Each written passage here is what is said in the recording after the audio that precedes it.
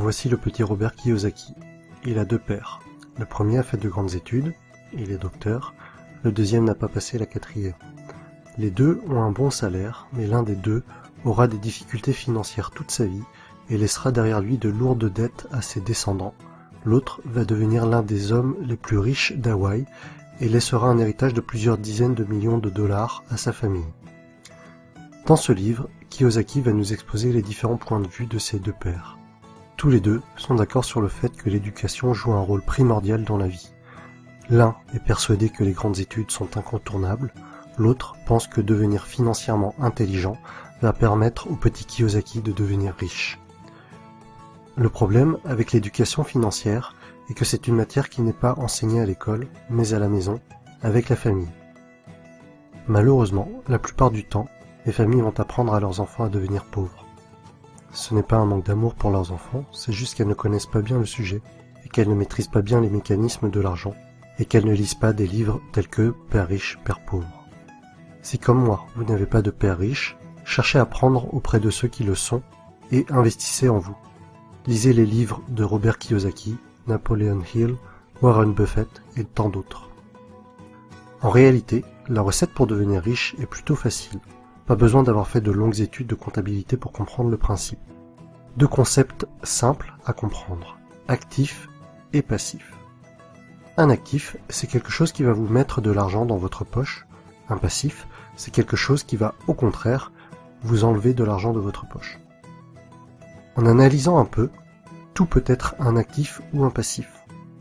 Si vous achetez une voiture, la plupart du temps, il va s'agir d'un passif. Vous allez perdre de l'argent avec, sa valeur va se déprécier.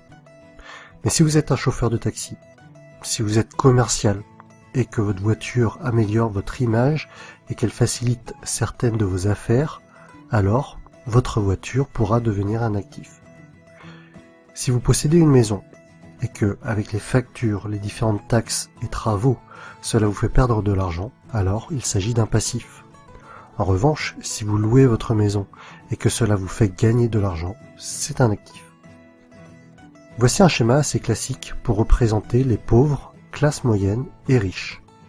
Les pauvres vont seulement dépenser leur argent. On ne distinguera ni de passif ni d'actif, mais seulement des achats quotidiens pour vivre. Les classes moyennes vont également avoir des dépenses, peut-être un peu plus importantes que les pauvres. En plus de cela, elles vont acheter des choses qui vont leur permettre de paraître riches, mais en réalité, elles achètent des passifs, maison, voiture. Beaucoup de ces personnes vont considérer leur habitation principale comme étant leur investissement le plus important. Mais le plus souvent, cela va leur coûter de l'argent et pas leur en rapporter. Les riches passent leur temps, leur énergie et leur argent à acheter des actifs. Plus ces actifs vont rapporter, plus ils vont acheter d'actifs. Et par effet boule de neige, les riches deviendront de plus en plus riches. Les pauvres et les classes moyennes n'évolueront pas ou peu. En fait, l'argent que vous gagnez au départ n'a pas beaucoup d'importance. Vous pouvez très bien gagner 10 000 € par mois et tout dépenser dans des futilités en menant un grand train de vie, grande maison, belle voiture, fêtes, alcool, et au final, il ne vous reste plus rien. A l'inverse, vous pouvez ne gagner que 1 500 € par mois aujourd'hui et réinvestir tout l'argent qui vous reste dans des actifs et devenir de plus en plus riche au fil du temps, jusqu'à peut-être même atteindre la liberté financière et ne plus avoir besoin de travailler. Voici quelques exemples d'actifs. L'immobilier, la bourse, un business ou quelque chose que vous avez créé, un livre que vous avez écrit, des tableaux que vous allez vendre. Alors oui, dans la tête de nombreuses personnes, investir dans l'immobilier, dans un business, acheter des actions, c'est parfois risqué et vous pouvez perdre de l'argent. Par contre, ces personnes-là ne sont pas contre acheter une deuxième télévision à écran plat qui dans 2 ou 3 ans ne vaudra plus rien. Personnellement, je préfère perdre de l'argent en ayant essayé d'investir dans quelque chose qui peut potentiellement me rapporter de l'argent, plutôt que d'acheter une deuxième télé dont je n'ai pas l'utilité.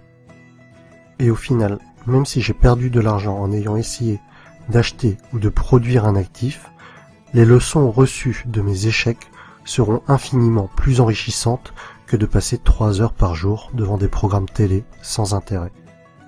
En résumé, si vous voulez devenir riche, soyez financièrement intelligent, apprenez auprès des personnes qui sont devenues riches, apprenez à limiter vos dépenses, concentrez-vous sur les actifs, limitez les passifs.